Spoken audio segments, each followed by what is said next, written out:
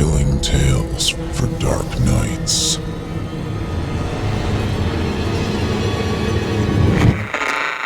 Want to make sure you never miss a Chilling Tales for Dark Nights video again? Be sure to subscribe and hit that bell to turn on notifications. This episode of Chilling Tales for Dark Nights is brought to you by Honey. Online shopping? Yeah, I like it too. But those promo codes, do you use them? Don't be lying, that's free money. Ugh, but the time. Time! The one thing more valuable than money. But I got some good news. Honey is the free browser extension that scours the internet for promo codes and applies the best one it finds to your cart. When you check out, the Honey button drops down, and all you have to do is click Apply Coupons. It's that simple. Honey cuts the coupon searching down to almost nothing. So all you have to do is sit back and let those prices drop. With Honey, I saved almost $30 on a bunch of organic cotton scoop neck tees. The only kind of neck I wear, because I think I might have been strangled in a previous life. Oh well. Honey has found its over 17 million members over $2 billion in savings. So do yourself a favor and support this podcast. Get Honey for free at joinhoney.com/chilling. One more time, that's joinhoney.com/chilling. Thank you for your support of this program and of the sponsors that make it possible.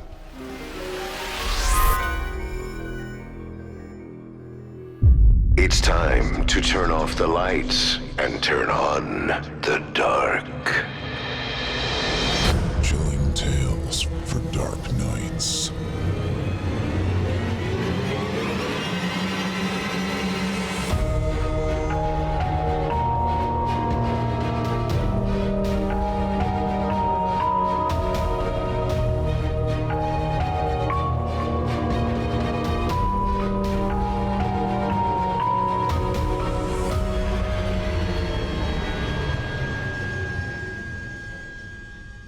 Good evening, listener. You're listening to Chilling Tales for Dark Nights. On tonight's program, we invite you to leave behind your safe reality and descend with us into the frightening depths of the most terrifying imaginations, with audio adaptations of 3 rounds of frightening fiction about unbelievable events, motel monstrosities, and outdoor anomalies. I'm Jason Hill, host of the Horror Hill Podcast, now in its 3rd season, available on Spotify, Stitcher, Apple Podcasts, and wherever podcasts can be found. If you can't get enough of the macabre, look me up too, and subscribe for even more horror than you can handle, each and every week. Tonight, I'll be filling in as host on behalf of my friend Steve Taylor, and I'll be your guide as we traverse the dimly lit corridors of your darkest dreams. Joining us tonight to help bring to life the frightening fiction of Ryan Harville, Bryce Simmons, and J to life are voice talents Drew Blood, Steve Gray, and Mick Dark. Now, get your ticket ready. Take your seat in our theater of the minds and brace yourself. It's time to turn off the lights and turn on the dark.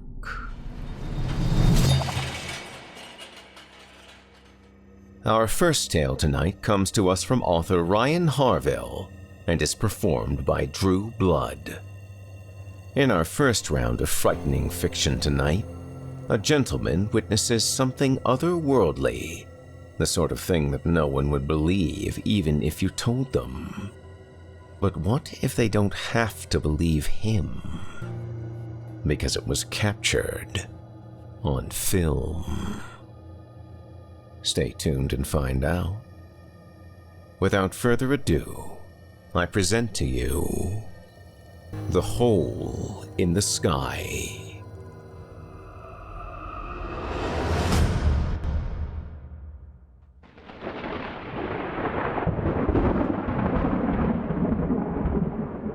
To whomever may be listening, welcome to the end of the world. That's fucked up, huh? Hundreds of thousands of years of building up to this? It's beyond surreal. And to be honest, I don't think I've processed it. Processed it? That's funny. Like anyone can deal with this. Maybe the Bible thumpers, but I don't think so. Can you imagine? Spent their entire lives waiting to be beamed up above, to leave before all the shit hit the fan. No, I don't think anybody is coping well at all. Now, I don't know exactly when the riot started, but it wasn't too long after the first incident. Once the footage went viral of the sky opening, everything went to shit pretty quickly. Buildings cracked like eggs, spilling their contents into the open air, where some unimaginable current pulled everything into a void? A hole? I don't have a clue, and neither does anyone else, except maybe the poor souls who got to see it with their own eyes as they rose up into the sky. I guess we'll all know soon enough.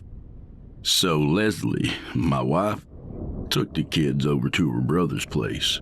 He's one of those survival nuts with an underground bunker filled with equal parts food and ammunition. We argued for days about it, especially once some scientist guys and gals nailed down the date of the last day.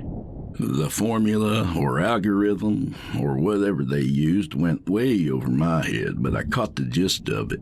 The number of appearances, the rate at which they spread and widen, with the chance of some other stuff. Long story short, they determined today was the day. Today is the day. I begged her not to go, to spend what time we had left together, at home, in the place we'd built. But she was adamant, stubborn as always, insisting that it was the only way that it would be safe underground. Didn't matter that we had all seen the footage of subway cars ripped right from their tunnels, or that the government's bunkers were now nothing but gravel. In the end, I gave up. Our arguing was just scaring the kids more than they already were without our help. I hugged our boys tight, and I told them how much I loved them. How everything was going to be okay. And then I closed the door. Sorry, I just can't help it, you know? Seems I've cried more in the past 24 hours than I have in 20 years. They were my whole life, and I just let them go. I didn't tell them the whole truth. I didn't tell them that if they did somehow, by some miracle, survive, that I didn't want to be there. The truth is, if they make it through, I don't want to be a further drain on their resources. I won't take food out of my kids' mouths. Never. But that's not going to happen anyway. Let me just be clear about that. There's no last-minute miracle coming. Entire countries are gone.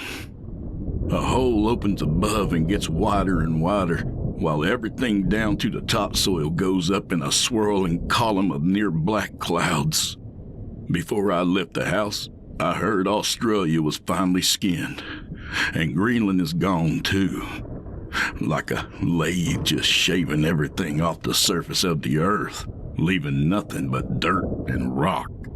As to why, who knows or cares at this point? Alien terraforming, lizard people, vast government conspiracies, God's righteous judgment, Bill Gates, Democrats. I've heard it all in the last few weeks, and it all doesn't matter. And even if we knew, what difference would it make? I'm still going to die today, along with everyone else. Damn, I've run out of beer. I've been steadily drinking since Leslie left. Why not? I've never been much for it, but today of all days, it's pretty nice. My nerves are calm at least. The clouds are getting thicker by the minute. No real sunlight to speak of, but it's all right. I'm not sure if I'm fuzzy-headed from the drinking or from watching the clouds move. They're kind of hypnotic, I guess. They curl around each other, intertwine like strings, then tear apart, then meet again, only to start to dance over. It would be a beautiful thing under different circumstances.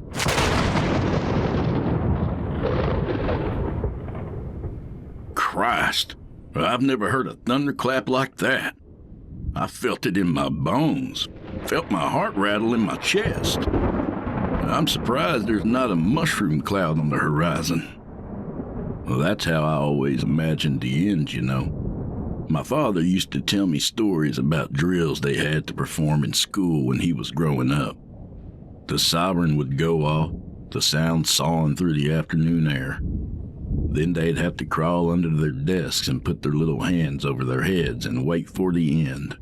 And now my sons do something similar, preparing for the chance that some asshole with an AR-15 kicks in their classroom door.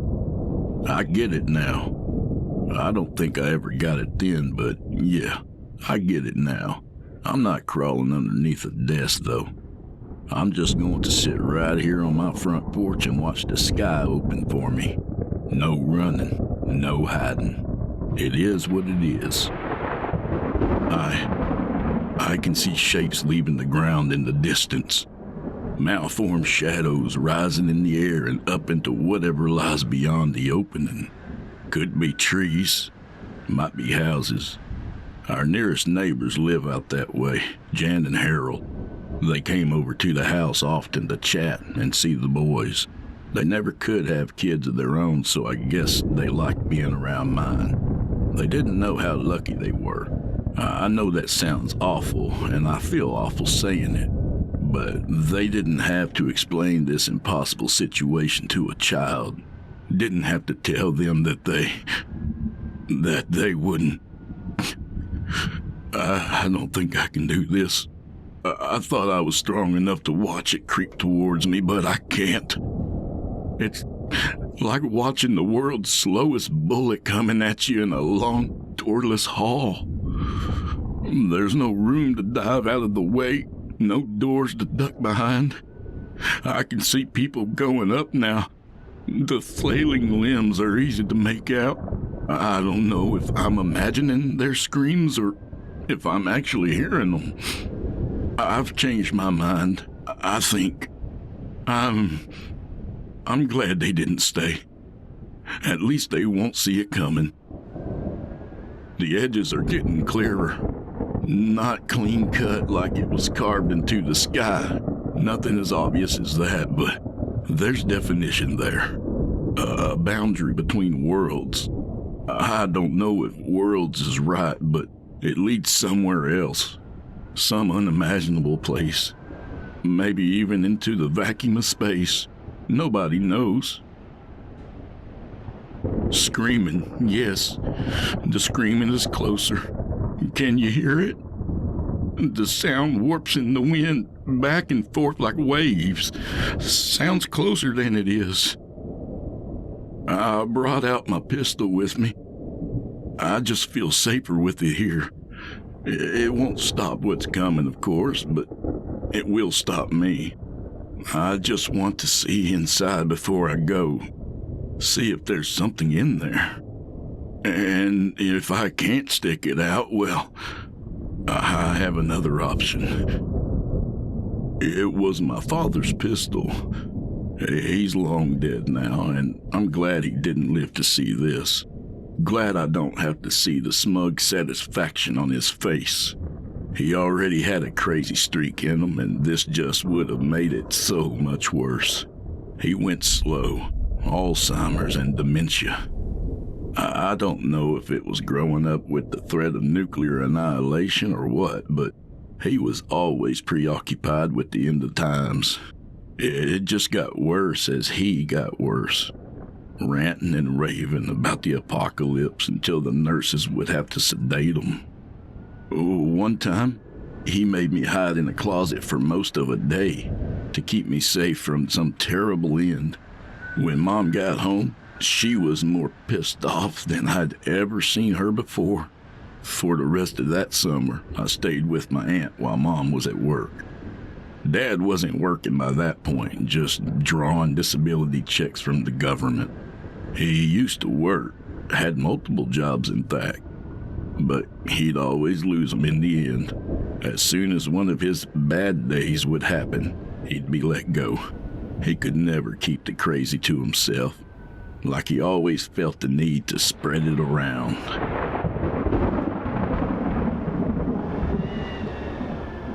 Yeah, it's getting colder out here. Ambient temperature drops as the hole approaches, common knowledge by this point. Like when you open your front door in winter and all the heat rushes out of the room. Exactly like that, actually. The clouds are almost to the ground now. I can imagine them tearing into the earth like fingers, pulling up handfuls to be drawn up into the absence there. Anyway, sorry I got caught up in the moment. What was I saying? Oh yeah, Dad. He bust into my room one morning when the sun was just a glint on the horizon, maybe an hour after my mom had left for the day. He said I had to get somewhere safe. I think I nodded to him, still all bleary-eyed and mostly asleep. He scooped me up and carried me down the hall. When we got to the linen closet, he quickly opened it and sat me within. I don't remember much about the early hours, but I do remember pulling the folded sheet down from the shelf, wrapping myself up and falling back to sleep.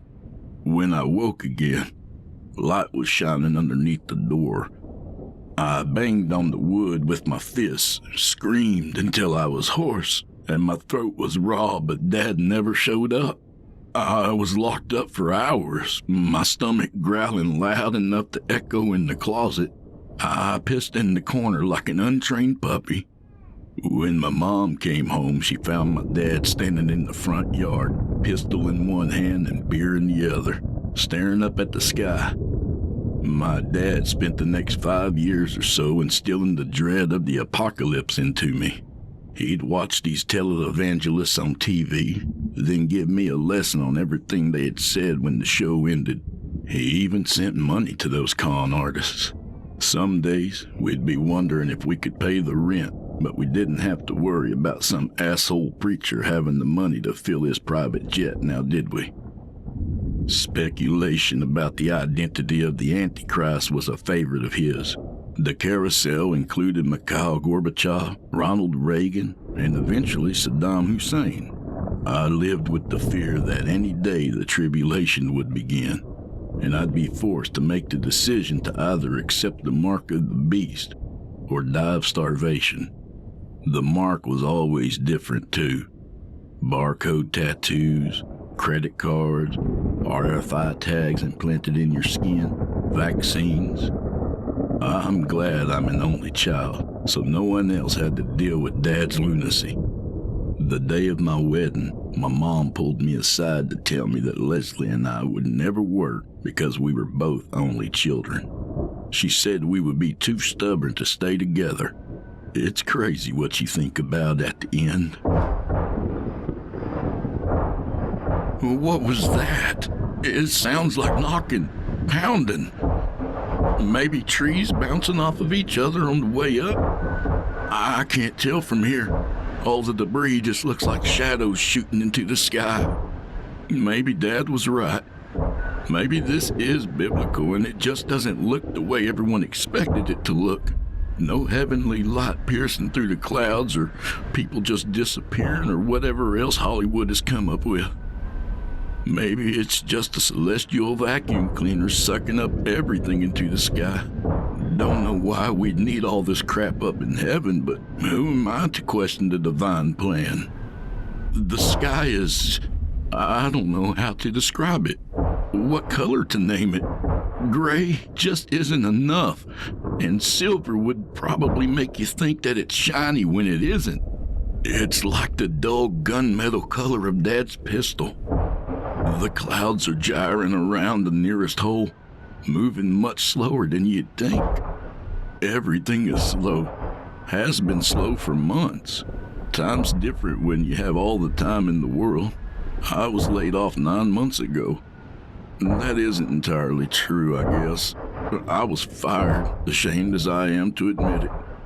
I had just found out about the holes opening in the sky, and I tried to tell people, but they just wouldn't listen. My boss overheard me, and we got into it, and I took a swing at him. Not my proudest moment, but the son of a bitch just wouldn't listen. Guess I got the last laugh, though, huh? But I don't feel like laughing. Dad's probably laughing wherever he is. Is this funny, old man? You got what you wanted.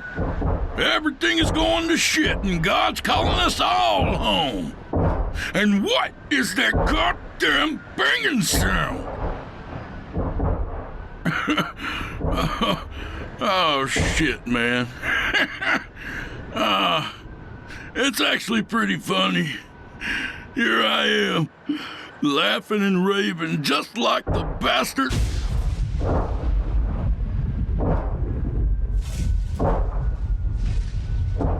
Here it comes, like it's stretching to meet me. The clouds are splitting in a jagged line and coming this way. Like the hole just got too wide and just split.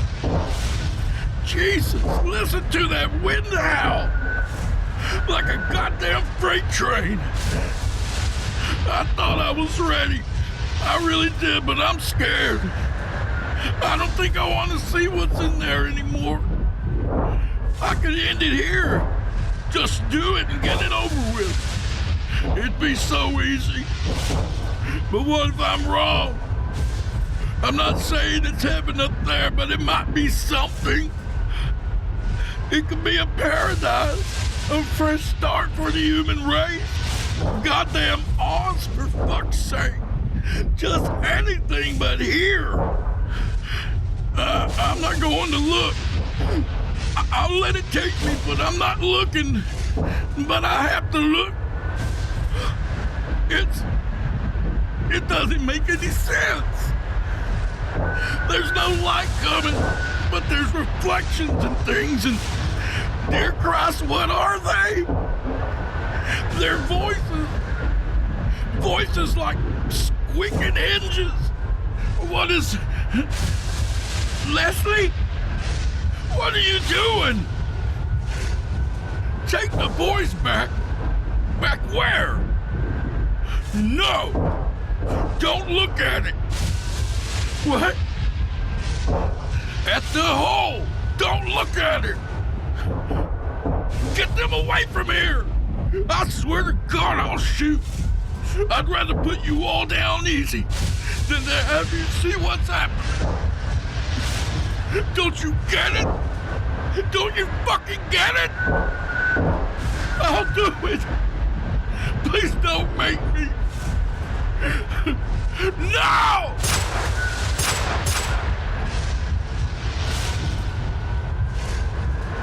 There. It's done.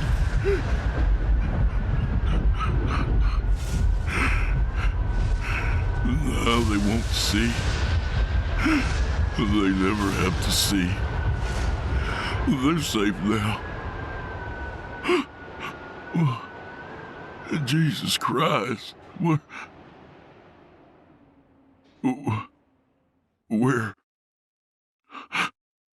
Where did it go?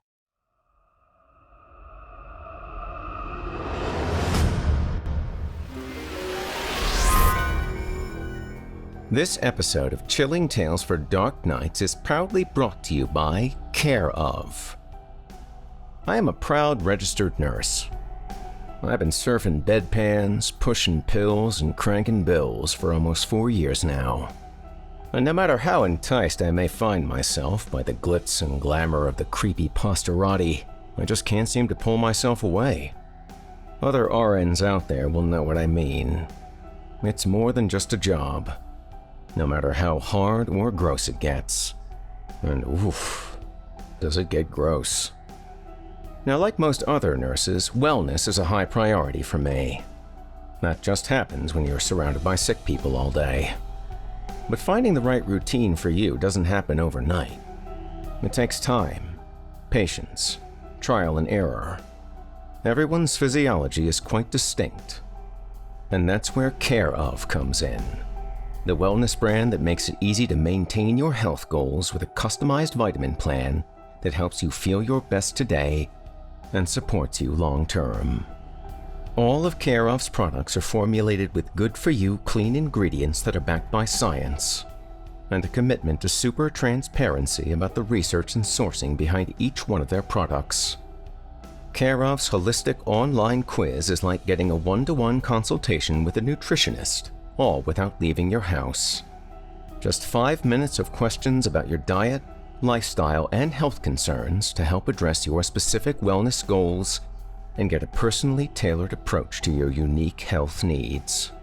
Speaking as someone constantly preoccupied by his own health and wellness, I found taking the quiz to be quite enjoyable.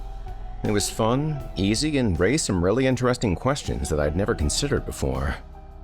As someone who struggled with semi-severe acid reflux for the past few years, I was straight up elated that some of the vitamins and powders recommended in the quiz results were ones that I had never seen before. If that's something you've never experienced in your life, take it from me. That's a good feeling.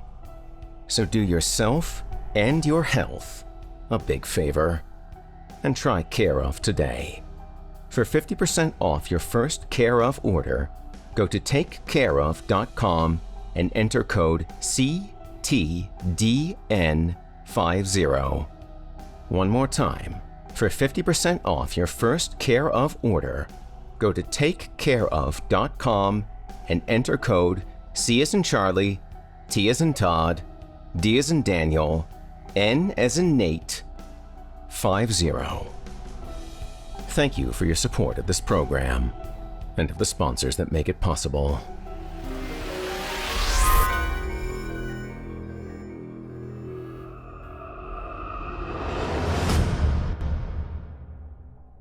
I hope you enjoyed The Hole in the Sky, as written by Ryan Harville and performed by Drew Blood.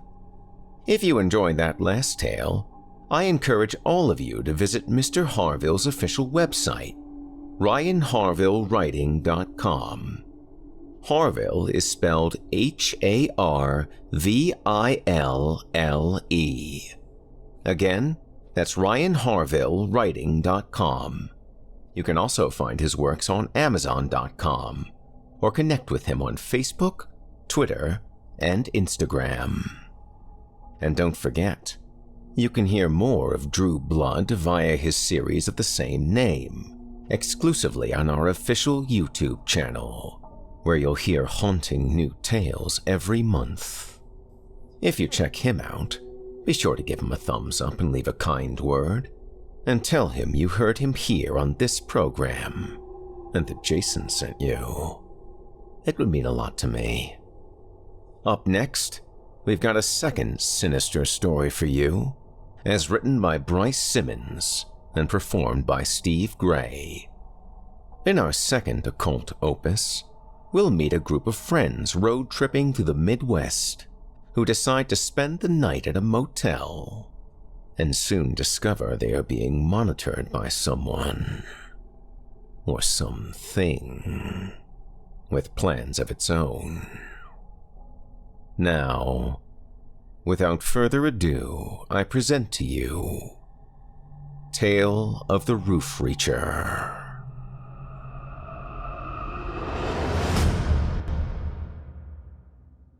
They say that if you look into this pond, the dead who lie beneath its surface will stare into your soul and see the secrets you've kept hidden. They also used to say that if you touch yourself, you'll grow hair on your palms. Well, do you see any hair?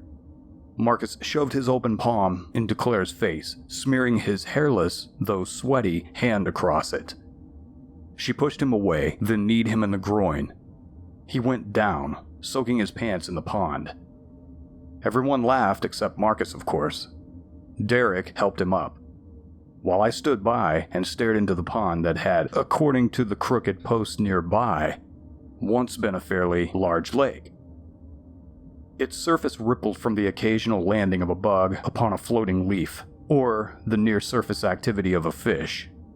Otherwise, it was placid, undisturbed, and clean, despite its proximity to the road just behind us. We had only stopped there to take a break from our road trip. Once everyone had stretched their legs and relieved themselves, the latter of which Marcus seemed to have had difficulty after Claire's retaliation, we loaded ourselves and our things back into Derek's car. We drove for a few more hours, with Claire and Marcus bickering the entire time, while Derek talked to me without pause, as if oblivious to the arguments behind us. We were all friends, but Claire and Marcus could only handle so much of each other before things soured.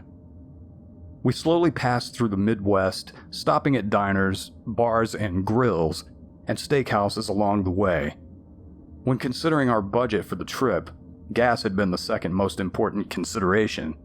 The first had been the food fund, and its use had been limited to the items that were grease-covered, flame-grilled, or served by portly women who called you sugar, honey, darling, or sweetheart. It was the one thing Claire and Marcus had agreed upon. Everyone was required to gain a few pounds on the trip.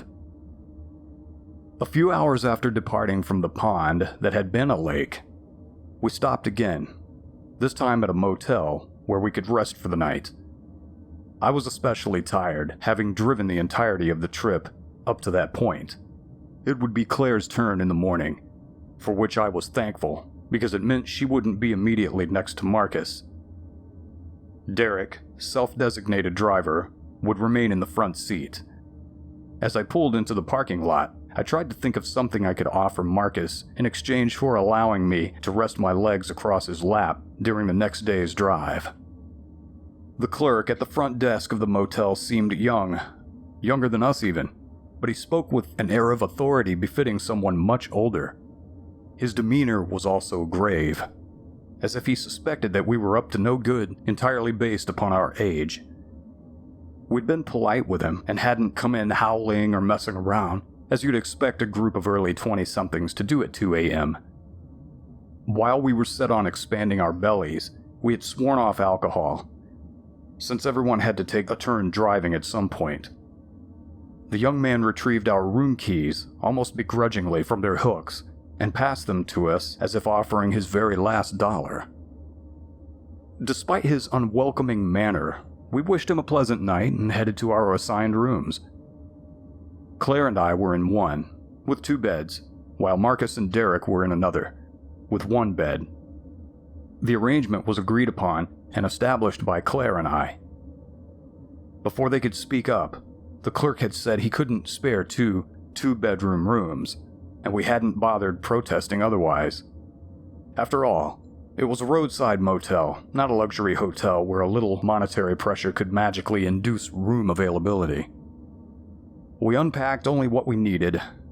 Claire and I hauled out a PS4 and Derek's monitor and spent the night relaxing in our separate rooms. We had a call on speaker, going for both rooms, to casually communicate whenever it was needed, since shouting through the thin walls would have probably brought down the ire of the clerk upon us.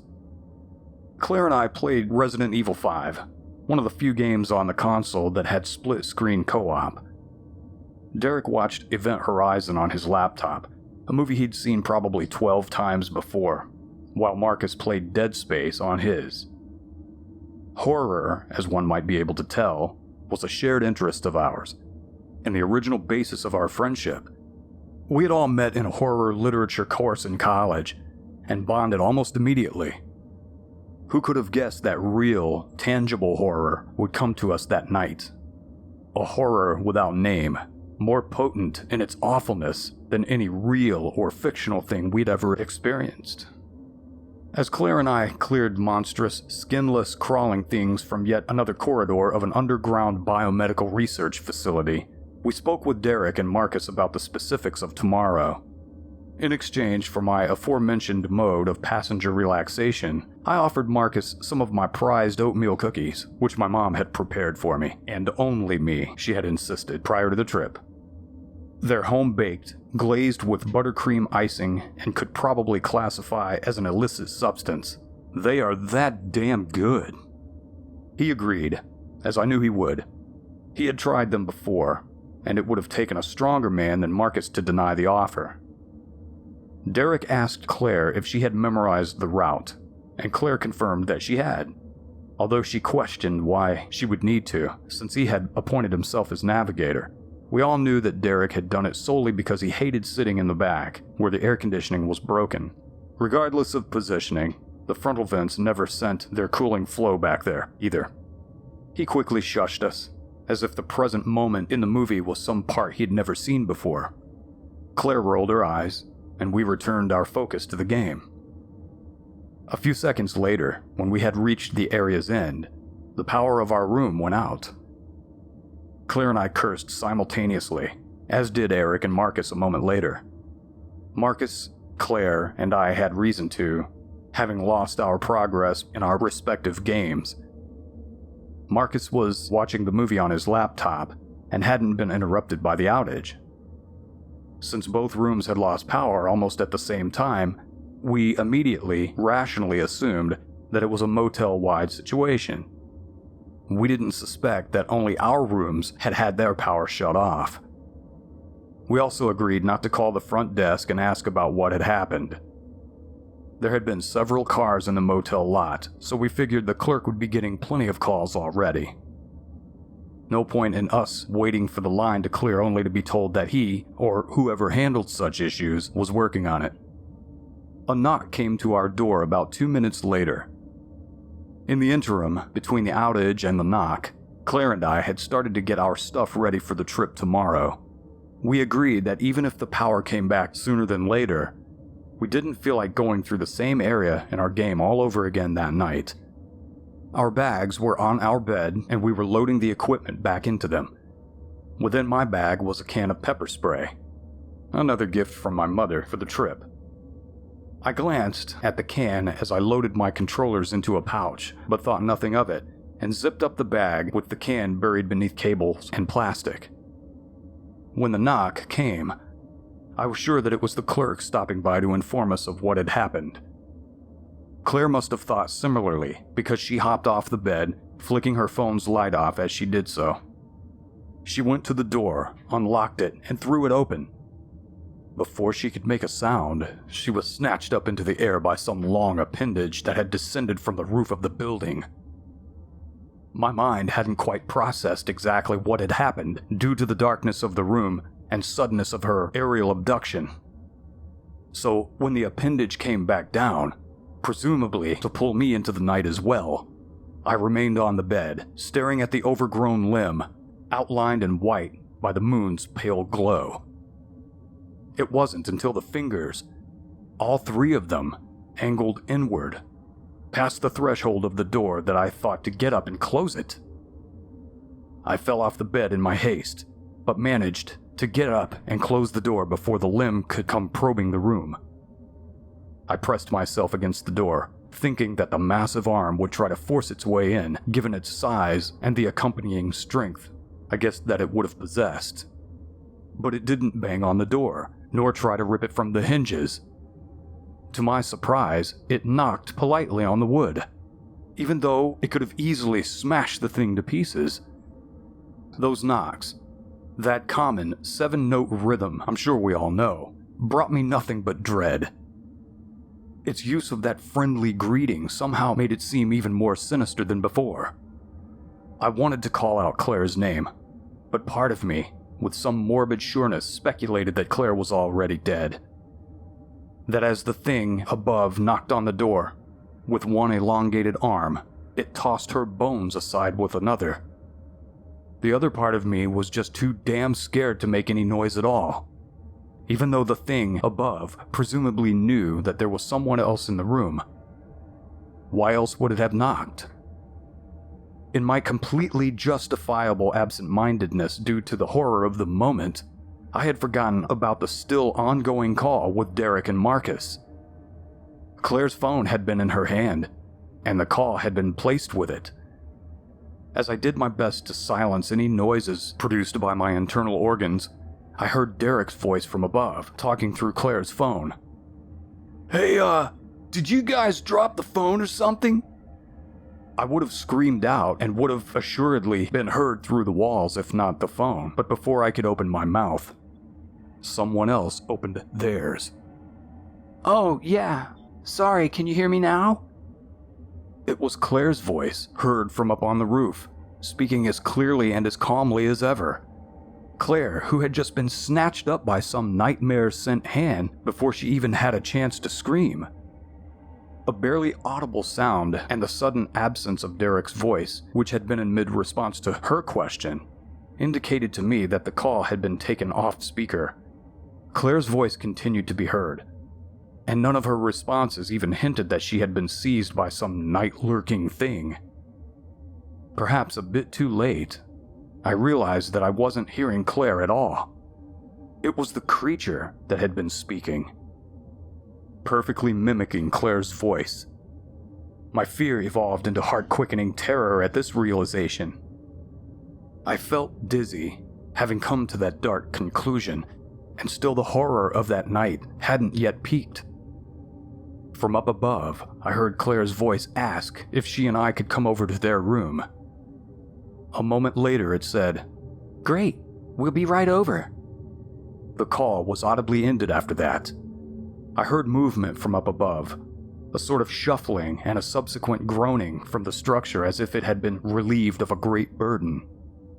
The sounds of movement, issuing from something massive, continued along the roof until they crossed over towards the roofing of the other room. They suddenly quieted thereon, the creature not wanting the boys to suspect its true nature. It hadn't cared if I heard, it knew that I already knew. It took a moment for my paralyzing fear to subside before I ran to the wall. I had considered and dismissed the idea of calling them with my phone in the few steps it had taken. They might not have answered soon enough. I pounded on the wall, shouting through the plaster for them to not answer the door. But coinciding with my beatings on the wall, I heard something calmly knock on their door. Marcus mumbled something, which seemed to have been directed at me, but neither properly responded. The walls seemed capable of blocking more sound than I had originally guessed. I stopped shouting, only so I could hear what was going on. It felt like my body had been drained of all its vitality when I heard the door open. There were no other sounds for a moment, and then I heard Marcus's voice, still close to the wall, call out to Derek, who had presumably opened the door. I then heard the stresses of their bed springs being relieved, and the footfalls of Marcus as he approached the door. I cried out for him not to go. He didn't respond, and a few moments later, I heard their door softly close. I listened with my ear pressed so closely against the wall that it hurt. For a while, I heard soft sounds throughout the room, things being picked up and set down, sometimes in different locations. Noises that seemed to suggest the room's occupant was examining things, as if the environment was new to them. With my ear pressed so closely, the sudden knock on the wall, though gentle, sounded like a hammer strike. I jerked away from the wall and unintentionally screamed, confirming, if it had had any doubt, my presence within the room. Panic and terror drove me away from the wall and to the nightstand between the beds, where I snatched up the car keys, thankfully still in our room. And then I headed for the door. I threw it open, wincing in instinctive anticipation of some far-reaching three-fingered hand coming down to seize me. But the view ahead showed only the moonlit parking lot. I stepped out, looking quickly to each side. To my left, the wing of the building along which the majority of the motel rooms lay. To my right, the guys' room, and 3 others beyond theirs, with the reception area its separate subsection of the wing. The door to the hotel room was open. In a moment of self-acknowledged cowardice, I immediately decided that all my friends were dead, and that they'd at least want me to survive. Having come to this conclusion with pathetic quickness, I sprinted to the car without a moment's hesitation. I heard a noise behind me, but judged that it had come from within their room. Too far a distance, even for the searching arm. When the headlights illuminated the front of the building immediately before me, I saw something that has given me the darkest, most vivid nightmares ever since. The hand, and the freakishly elongated arm to which it was attached, was still within the room of Marcus and Derek, probing the space for who knows what. In the white light of the headlights, it was a sickly dark green, like the wet skin of some hellish crocodile. In the earlier moments of mind-consuming fright, where mere survival took cognitive precedence, I hadn't thought to really envision the rest of the entity. Sat crouched atop the building, although I don't know how the obviously and minimally maintained structure supported it. It was enormous, a gargantuan, gargoyle-like fiend. It had one massive arm, the hand of which had plunged into the room immediately below it. Other arms at seemingly random placements along the opposite side of its body, even up to its hideously elongated neck, waved through the air, their hands opening and closing, grasping at nothing. They all did so in unison, as if mimicking the motions of the primary hand that investigated the room beneath. Its head was obscured amidst the gloom that had gone untouched by the headlights and the moon. I saw only a vague, possibly horn shape, proportionately large, angled downward at the building. From what I could see in the darkness, it had 2 forelegs and 4 hind legs, all similar to that great arm in size. Even though every nerve in my body screamed not to, I drove uncomfortably close to the building. It was only for a moment. I wasn't willing to see whether or not that colossal, snatching fiend could pick up a car with its crane-sized arm. The creature remained totally preoccupied with the room. When I sped past, it withdrew the arm, and for a moment I thought it would actually attempt to snatch or strike the vehicle. But instead, the hand entered the room Claire and I had occupied. I saw only a glimpse of Marcus and Derek's room, but it was enough to leaden my foot and send me speeding hazardously across the parking lot, barely dodging the other cars as I fled. Within the room, on the floor near each other, were 2 crumpled forms the size of a basketball.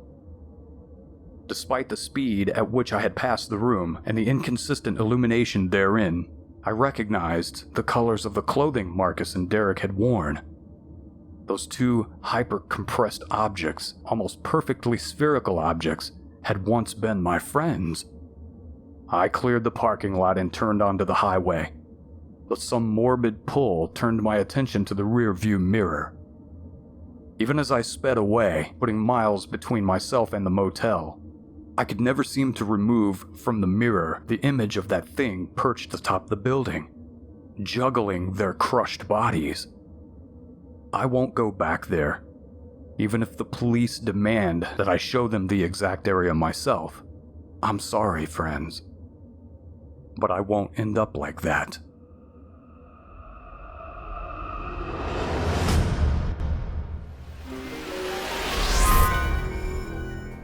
This episode of Chilling Tales for Dark Nights is proudly brought to you by Honey.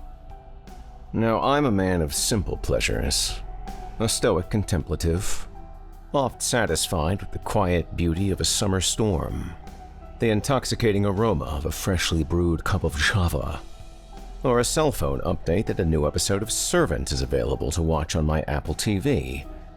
But I'm not here to talk to you about Servant, though I most certainly could. I'm here to talk to you about shopping online, the new consumer trend that is sweeping the nation. And I'm no exception.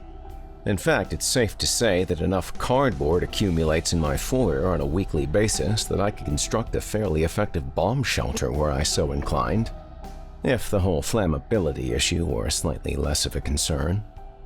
But one of the few worms in this apple of capitalism comes in the form of internet promo codes. Yep, we've all seen them. Always turning that sweet taste of commerce sour in our mouths as we click to complete the order, knowing that somewhere out there a more savvy or otherwise well-connected consumer than ourselves is enjoying the sweet forbidden fruit of those promo codes. The sapient few who make simpletons of us all. But thanks to Honey, you may well be able to count yourself among them.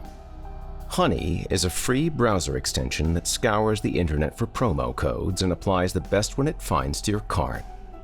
From tech and gaming products to popular fashion brands and even food delivery, Honey supports over 30,000 stores online. But how can this be, you might say? Well, imagine you're shopping on one of your favorite sites. In my case, it would likely be one that's insect-related. When you check out, the Honey button drops down and all you have to do is click Apply Coupons. Then just give Honey a few seconds and you will watch those prices drop. I, for one, found a sizable discount to a new gaming keyboard. I like the pretty lights, and it clicks good, and I walked away $20 richer than I otherwise would have, if not for Honey.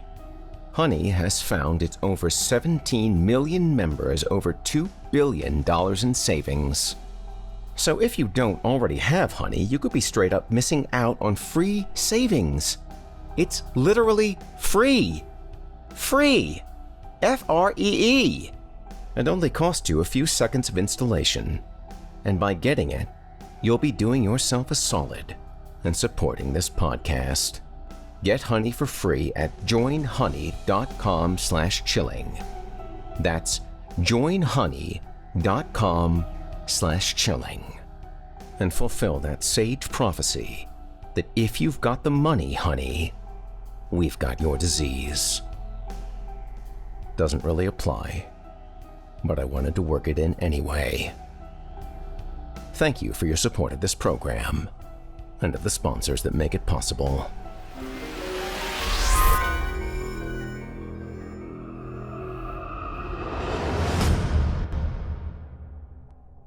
I hope you enjoyed Tale of the Roof Reacher, as written by Bryce Simmons and voiced by Steve Gray.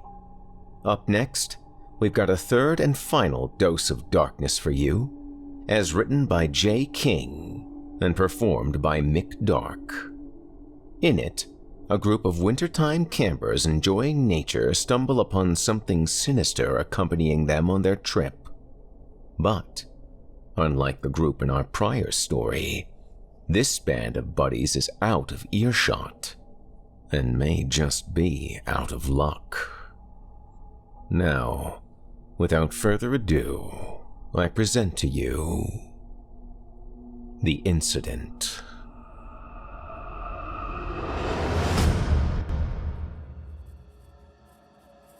Dear Sir, I won't pretend to feel anything other than a deep dread at the receipt of your letter. How you came by my name and of my involvement in the mentioned incident causes me a great deal of consternation, considering the effort I've made over the years to hide my presence at the event. As you correctly stated, I was indeed in Visay when the hikers passed through. After some little trouble with local government in my hometown, I was spending time there on the down low, as I understand the expression is. I had not met the group before, but we had a chance to meet during the purchasing of food, and I found them friendly and forthcoming. And I'll admit that their little expedition seemed an enjoyable one to me, though I had not their experience in climbing and mountaineering. My hesitation on whether to join them or not originally led me to start out alone on my own journey, on a somewhat parallel route, though with a different destination. But I found myself oddly drawn to that intriguingly determined little group, and so eventually changed my mind and my path. They had taken the first part of their journey quite easily, and I was able to catch up with them in the Highland area around, I believe, the 31st, after Uden had already departed the expedition due to injury. The lone female member of the group, Lyudmila, seemed pleased to have more female company, and the group as a whole welcomed me as a friend. It warmed my heart. After all, I could have no idea what was to come.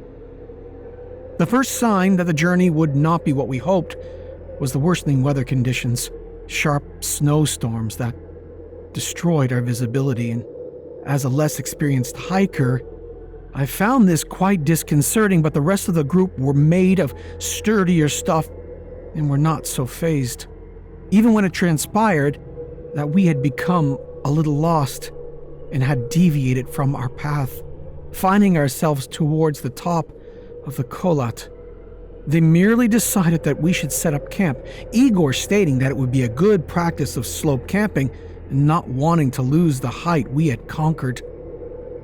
Oh, that we had been more cautious, been less eager. Despite the presence of women in the group, we shared one tent between the 10 of us, and practicality being far more important in the circumstances than propriety. It was actually Lyudmila that woke up first that night, her movement waking me. Can you hear that, Veta? She asked, and the concern in her voice made me hesitate. In the silence of the night for several moments, all I could hear was the gentle breathing of our companions. And then there was a crunch of snow outside, and a sharp noise like the heavy breath of a large animal, a bear perhaps, though we were aware of nothing like it in the area. Lyudmila and myself, we froze, our eyes locked together, and then she reached over and gripped Igor's arm. His eyes opened blearily and focused on us, and I saw his expression grow puzzled as he watched me press a finger to my lips. Huh? What? He sat up carefully and he stared at us, a question on his face. In answer, I just pointed to where the sound seemed to be coming from. It was closer now, and whatever it was seemed to have its face pressed to the side of the tent, as I could hear it sniffing along the bottom of the material.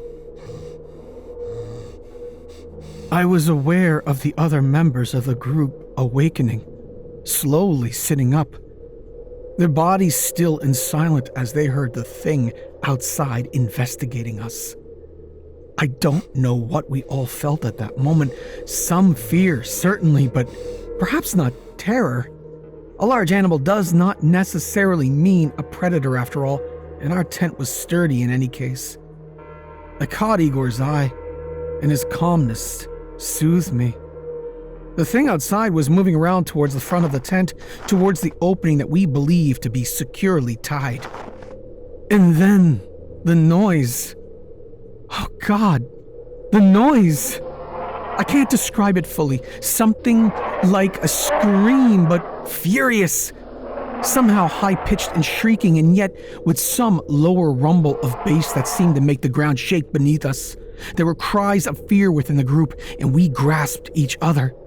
At my side and absolutely terrified, Yuri snatched his knife out of his bag, and he slashed it through the side of the tent. The slit he made was easily big enough for him to fit through, and he fled out of it, followed quickly by Georgie. As the thing outside pushed against the front of the tent, the rest of us surged forward towards this escape route, briefly bottlenecking, whilst behind us that awful roar grew louder, and then we were free and fleeing down the slopes towards the nearest shelter we could find. I don't know how long we ran. Freezing, terrified, and pursued by that creature before we saw the woods ahead of us and we barreled in. We scrambled into bushes and up trees, breathless, and trying to make each other out in the darkness as well as to see if that thing had followed. There was silence around us, and I think we all dared to hope that we had escaped. But whatever elation could have been in store for us was quickly dashed by the realization of our situation. We were outside, in the freezing cold, most of us without shoes even, and with no way to find our way back to the dark, to our belongings. I'm not sure how long we cowered there before we realized that we were going to have to at least attempt to return back the way we came. Georgie and Yuri were already beginning to succumb to the first signs of hypothermia. I heard Zenaida shushing Yuri, who was shaking violently and hissing about his bare feet. There were hushed discussions of starting a fire, but I think we were scared that it would bring the creature back to us. Cold. Igor made the decision that the rest of us would stay in the woods, while he, Zenaida, and Rustam would attempt to return to the tent to fetch clothing and provisions. They left soon after. We never saw them again. This episode of Chilling Tales for Dark Nights is brought to you by BetterHelp. How can you quantify the economics of stress? In fact, I like to think of stress as a bank account of sorts, one in which tracking the deposits and withdrawals is wise and advisable. New house? That's a few stress bucks in the account. New baby? Well, even more stress bucks in the account. Loss of a job? Ooh, there's a big one. Get a new job. Okay, well, I think it should have gone down there, but it didn't. It went up. And all those stress bucks keep garnering interest. And all those things that you used to use to make withdrawals from your stress account, your date nights, your vacations, your office volleyball teams, if you're one of those, are all turning into deposits. And before you know it, you're stress-rich. And if you don't do something soon, you'll be a stress Fortune 500. So before you find yourself impaled on the horns of a stress bull market, I'd say it's time to get help. And not just any help. Not even just good help. Oh yeah, I'm talking about BetterHelp. And BetterHelp is there to do more than just diversify your stress portfolio. If there's anything interfering with your happiness or preventing you from achieving your goals, BetterHelp is there for you, offering safe and private online counseling with a licensed professional therapist. Start now and BetterHelp will assess your needs and connect you with your counselor in less than 24 hours, offering a broad range of expertise that may not be locally available. And BetterHelp is available worldwide to help you with depression, stress, anxiety, relationship issues, sleeping, trauma, anger, family conflicts, LGBT matters, grief, self-esteem, or whatever else may be interfering with your ability to enjoy life. It's convenient, professional, and affordable. BetterHelp is not self-help, and it is definitely not a crisis line. It's professional counseling done online. And so many people have been using BetterHelp that they are recruiting additional counselors in all 50 states. So stop suffering in silence. I want you to start living a happier life today. As a listener, you'll get 10% off your first month by visiting betterhelp.com/chilling. Join the over 1 million people taking charge of their mental health. Again, that's BetterHelp, HELP.com/chilling. Thank you for your support of this program and of the sponsors that make it possible.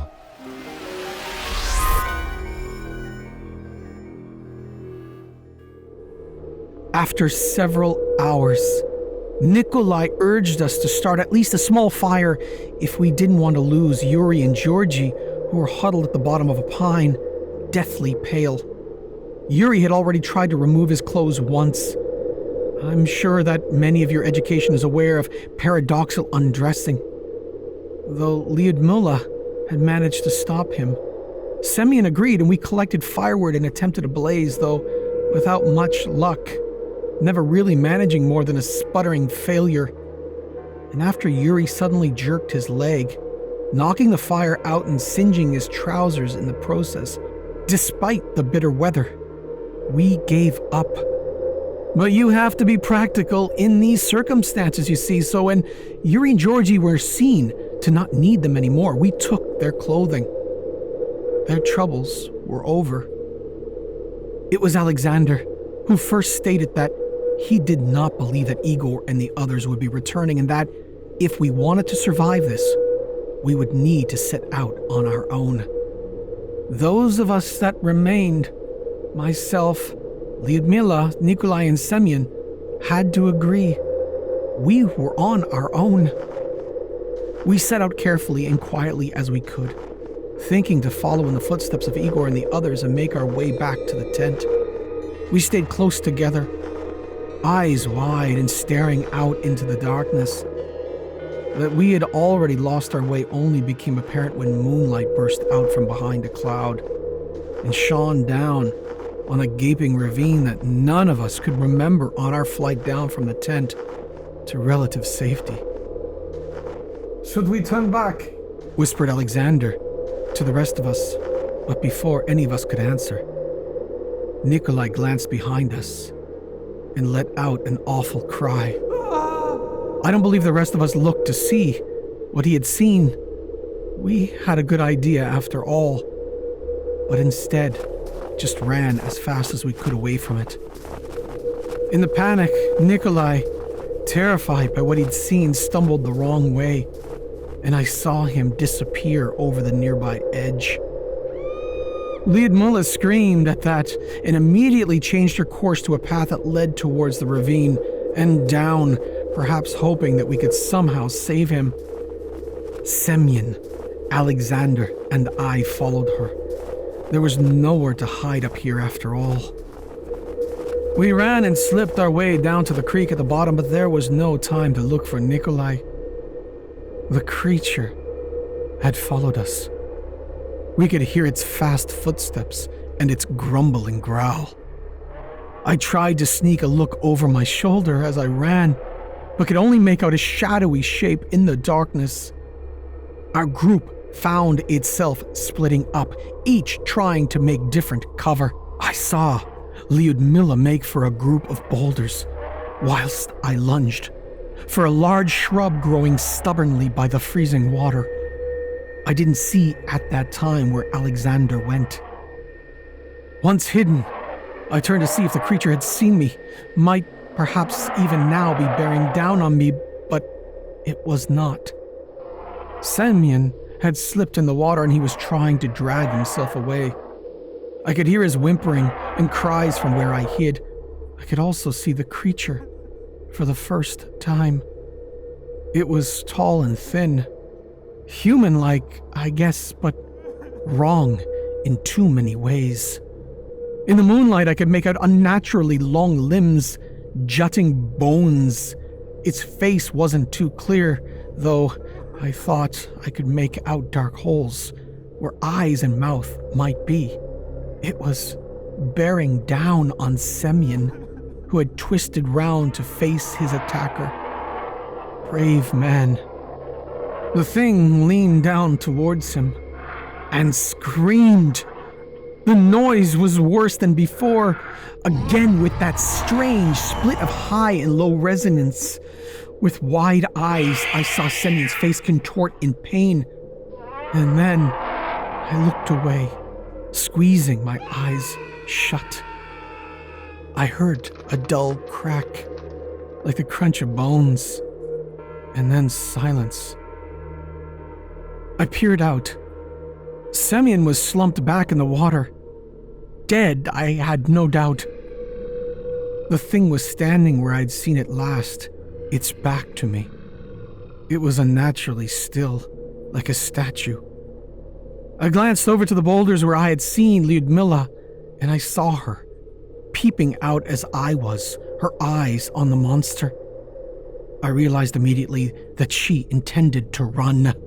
Her cover was not as good as mine, and it was as apparent to her as to me that if the creature turned her way, she would not be hidden. She carefully moved back.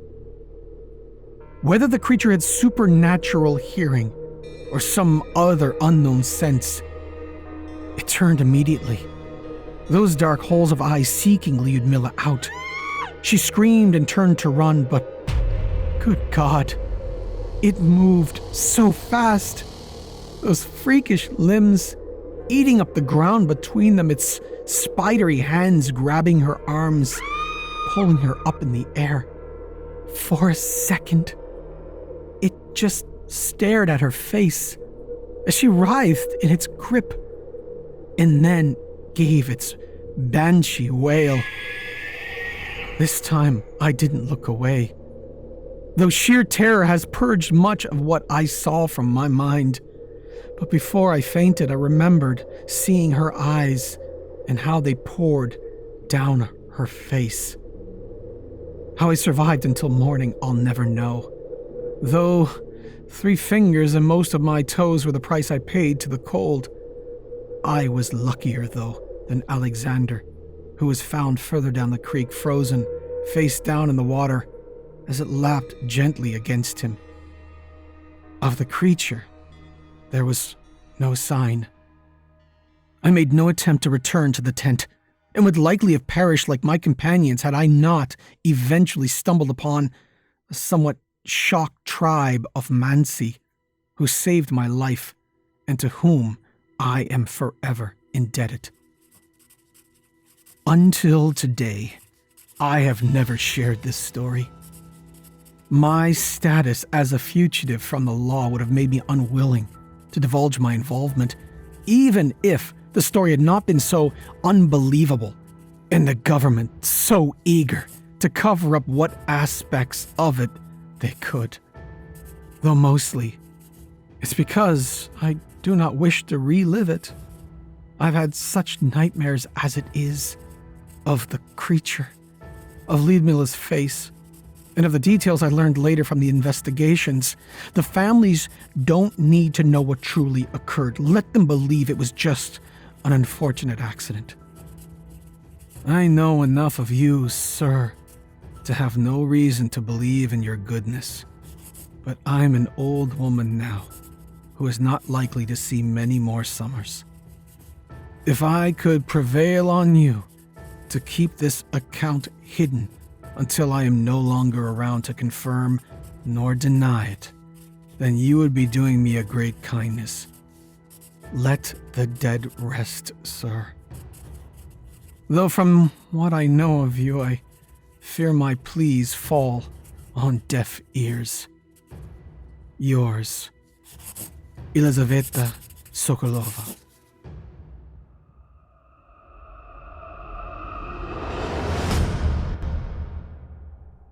I hope you enjoyed the incident, as written by J. King and voiced by Mick Dark.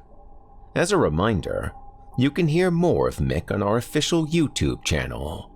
Just search for him by name, Mick Dark, or watch for his latest releases, with new Tales to Terrify released each and every month.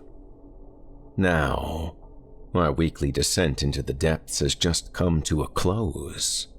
But before we go, I'd like to take a moment to thank you for joining us for tonight's episode, and remind you to take a moment to stop by our iTunes page and leave Chilling Tales for Dark Nights a 5-star review and a kind word, and follow us on Facebook, Twitter, and Instagram, if you haven't already.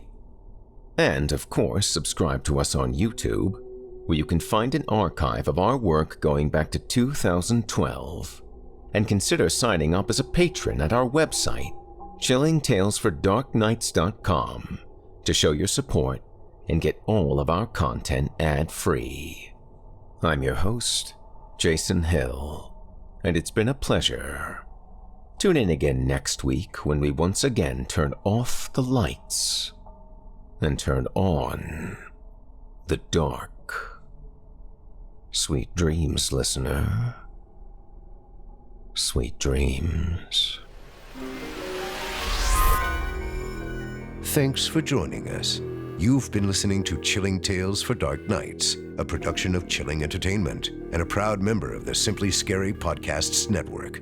Visit simplyscarypodcast.com today to learn more about our network and our other amazing storytelling programs. Tonight's program was hosted by yours truly, Steve Taylor. Selected stories have been adapted with the kind permission of their respective authors. Original music provided by Luke Hodgkinson and Jesse Cornett. Sound design and final mixing and mastering by executive producer and director Craig Roshek. Logo by Craig Roshek. Got a scary tale of your own that you'd like performed? We take submissions. Email it to us today at submissions@chillingtalesfordarknights.com to have your terrifying tome considered for production in a future episode of this show. If you enjoyed what you heard on tonight's program and are joining us on your favorite podcast app, subscribe to us to be sure you never miss an episode, and leave us a 5-star review and a comment. Your feedback means a lot to us. You can also follow Chilling Tales for Dark Nights and yours truly on Facebook to connect anytime and get the latest updates on this and other programs and my channel.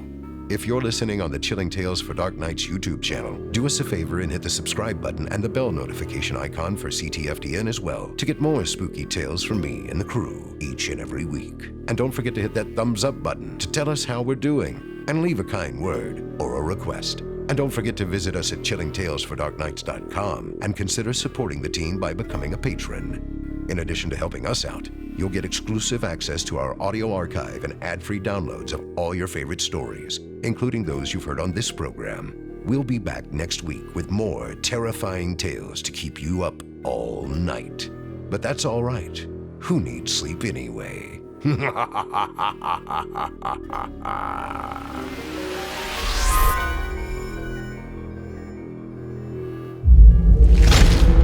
Chilling Tales for Dark Nights.